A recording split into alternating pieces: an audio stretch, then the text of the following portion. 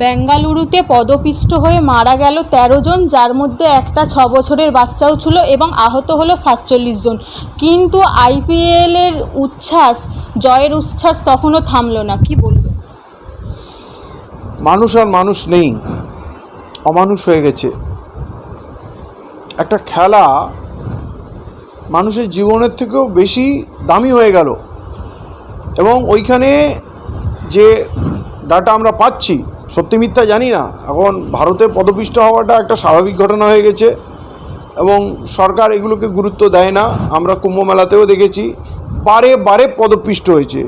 ওখানে তো আমরা শুনলাম সরকার তথ্য গোপন করেছে, 3টে জায়গায় নাকি পদপিষ্ট হয়েছিল এবং হাজার হাজার মানুষ নিখোঁজ হয়েছে। তো নিখোঁজ মানুষগুলো কি চাঁদে চলে গেল? তাহলে এত মানুষ মারা গেছে, তথ্য গোপন করা হলো, এখানেও তথ্য গোপন করা যেতেই পারে। কারণ যে দৃশ্য আমরা দেখেছি বিভৎস, ভয়ঙ্কর, এবং ওই দৃশ্য চলাকালীন কি করে ভিতরে 2 ঘন্টা ধরে সেলিব্রেশন চললো, আমি তো অবাক। মানে আমার মনে হয় সব আইপিএল টাইপিএল এগুলো তাহলে বন্ধ করে দেওয়া উচিত। সরকার যদি কোনো জিনিস নিয়ন্ত্রণ করতে না পারে তাহলে সেই কাজ করা উচিত নয়। এবং বহু মানুষ এখানে আহত হয়েছে, তাদের সরকার কি চিকিৎসা ব্যবস্থা করছে জানি না। হ্যাঁ, আর বাইরে এত লোক জমা হলো, ইন্টেলিজেন্স এখানে টোটাল ফেলিয়ার। তার জন্য কি ব্যবস্থা রাখা উচিত? ওইখানে নাকি কোনো অ্যাম্বুলেন্স ছিল না, লোকে নাকি ঘাড়ে করে বডি নিয়ে বা আহত লোককে নিয়ে গিয়ে হাসপাতালে ছুটে গেছে। মানে এই যে ভারত ডিজিটাল ইন্ডিয়া হয়েছে, কিসের ডিজিটাল ইন্ডিয়া আমি বুঝি না। কোথায় ম্যানেজমেন্ট, কোথায় প্ল্যানিং? এই যে বড় বড় অফিসারদের মোটা মাইনে দিয়ে বসিয়ে রেখেছে, এখন সমস্ত দিকে রন্ধ্রে রন্ধ্রে সিসিটিভি ক্যামেরার ফুটেজ রয়েছে। আরে সিকিউরিটির ব্যাপারে তো আপনাকে নজরদারি করতে হবে। তাহলে ওই যে বিশাল সংখ্যক মানুষ জমায়েত হলো, একবারও পুলিশের মনে হলো না যে এদের ডিসপাস করা উচিত, এদের আটকানো উচিত, ব্যবস্থা নেওয়া উচিত? তো আসলে মনে হয় সবাই খেলা নিয়ে মেতেছিল, খেলায় মেতে থাকার জন্য ওদের প্রিয় দল জিতেছে, ওই আনন্দে ওরা মতোয়ারা ছিল, ওদিকে ওরা নজরই দেয়নি। কিন্তু পুলিশের তো বা সুরক্ষা বাহিনীর তো খেলা নিয়ে মাতামাতির কথা না, তারা সুরক্ষার কথা খেয়াল রাখবে। তো এখানে কারোর কোনো মানুষের জীবনের আসলে কোনো মূল্য নেই। ওই একদিনের নিউজ হবে, পরের দিনে আর একটা ঘটনা ঘটবে, ওই নিউজ থেকে গায়েব হয়ে যাবে, তারপরে এটা চলতে থাকবে এরকম। এখন আর ভারতবর্ষে মানুষের জীবনের কোনো মূল্য নেই। কর্ণাটকের মুখ্যমন্ত্রী 2 ঘন্টা পর বলছেন যে যারা মারা গেছেন তাদের ক্ষতিপূরণ দিয়ে দিবেন।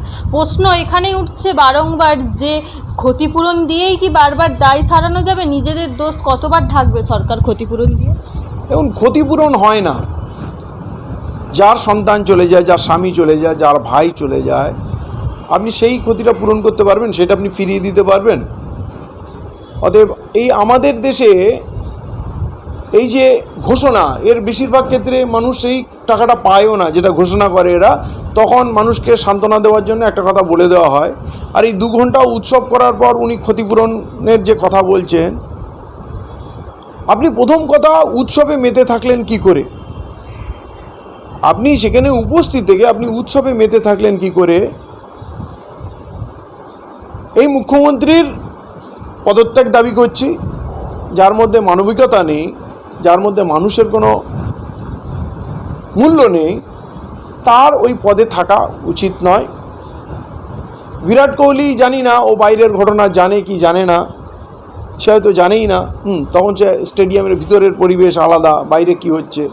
কিন্তু যারা দায়িত্বশীল পদাধিকারী, তাদের কাছে সব খবর পৌঁছাবে। মুখ্যমন্ত্রীর কাছে কি পৌঁছায়নি?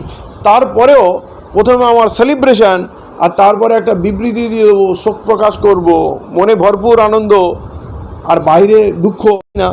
তখন সে স্টেডিয়ামের ভিতরের পরিবেশ আলাদা, বাইরে কি হচ্ছে। কিন্তু যারা দায়িত্বশীল পদাধিকারী, তাদের কাছে সব খবর পৌঁছাবে। মুখ্যমন্ত্রীর কাছে কি পৌঁছায়নি? তারপরেও প্রথমে আমার সেলিব্রেশন, আর তারপরে একটা বিবৃতি দিয়ে দেবো, শোক প্রকাশ করব, মনে ভরপুর আনন্দ, আর বাইরে দুঃখ দেখাচ্ছেন। তো এই সমস্ত যেখানে ভিড়ভাড়ের জায়গা, আমি তো বলবো মানুষ এর থেকে দূরে থাকুক। আমি তো দূরে থাকি। যেখানে বড় গ্যাদারিংয়ের প্রশ্ন আসবে, আমি বলবো সেইখানে যাবেন না। এখন ডিজিটাল ইন্ডিয়া, আপনার খেলা তো টিভিতে দেখছেন, মাঠে গিয়ে যে খেলা দেখছেন তার থেকে অনেক ভালো টিভিতে দেখা যায়। অতএব টিভিতে খেলা দেখুন, পয়সা নষ্ট করে জীবনের ঝুঁকি নিয়ে। সে ধর্ম হোক, খেলা হোক, উৎসব হোক, মেলা হোক, ভিড় থেকে বাঁচতে হবে, এছাড়া তো উপায় নেই। কারণ সরকারের কোনো দায়িত্ব নেই, সিকিউরিটি সিস্টেম বলে কিছু নেই, ইন্টেলিজেন্স বলে কিছুই নেই, সবই রামের ভরসায় চলছে, রামরাজ এরকম কায়েম হচ্ছে। তো এখন মানুষকে নিজের প্রাণ বাঁচাতে নিজেকে সাবধান হতে হবে, এইটুকুই করতে পারে। প্রশ্ন উঠছে পুলিশ প্রশাসনের ওপর। পুলিশ ভিড় সামলাতে ব্যর্থ, পুলিশ আগে থেকেই অনুমান করতে পারেননি যে কতজন আসবে, সেই কারণেও এই পদপিষ্ট হয়ে এতজন মারা গেছে বা আহত হয়েছে। বারবার এই যে পুলিশের গাফিলতির কারণে সাধারণ মানুষের প্রাণ হারাচ্ছে, কি বলবেন এই বিষয়ে? দেখুন, পুলিশ অপদার্থ। এখন পুলিশ যদি কারাপশন আর ঘুষে লিপ্ত থাকে, সব জায়গায় তোলাবাজিতে লিপ্ত থাকে, তো কাজে মন ওদের থাকে না। ইন্টেলিজেন্স বলে আমরা কিছু পাই না, সর্বক্ষেত্রে আমাদের ইন্টেলিজেন্স বলে কিচ্ছু নেই। সে বিদেশ থেকে সন্ত্রাসবাদীরা এসে ঢুকে মেরে চলে যাক, বা আমাদের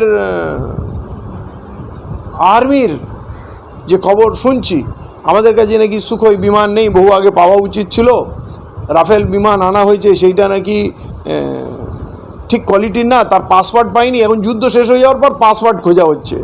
মানে এগুলো দুঃখ লাগে, লজ্জাও লাগে বলতে, যে একটা প্লেন কিনলাম, তার পাসওয়ার্ডটা নেব না, তাতে মিসাইল কী করে ফিট করব সেইটুকুও জানবো না। তো আমাদের কাছে তথ্য কি আছে? আমার শত্রুর কাছে আমাদের ঘরের সব তথ্য আছে। এই কদিনে পাকিস্তানে যত চর আমাদের দেশে ধরা পড়লো, এবং এইটা একটা ভালো যে তার মধ্যে মুসলিমরা প্রায় নেই, সবই অমুসলিম ধরা পড়লো, নাহলে তো না জানি আরও কী হয়ে যাবে। মুসলমানরা পাকিস্তানের গাদ্দার, পাকিস্তানের দালাল, অমুক তমুক। এই যে আমাদের কাছে কোনো ইনফরমেশন নেই, অথচ আমাদের সব ইনফরমেশন শত্রুর কাছে আছে।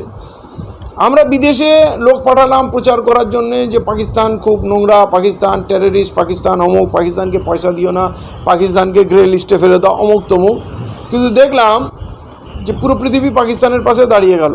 তার মানে আমাদের এখানে যে ইউটিউব আর ফেসবুকে যে অত্যাচারের কাহিনিগুলো চলছে, মণিপুরের যে ঘটনা ঘটছে, তার মানে পৃথিবীর লোক জানে ভারতবর্ষে কি হচ্ছে।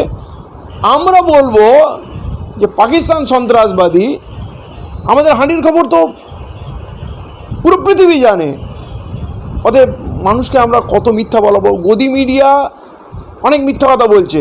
ইসলামাবাদ দখল করে নিলাম, রাওয়ালপিন্ডি দখল হলো, করাচি দখল হয়ে গেল, আসিম মুনির বিদেশে পালিয়ে গেল, শাহবাজ শরীফ বাংকারে হলো।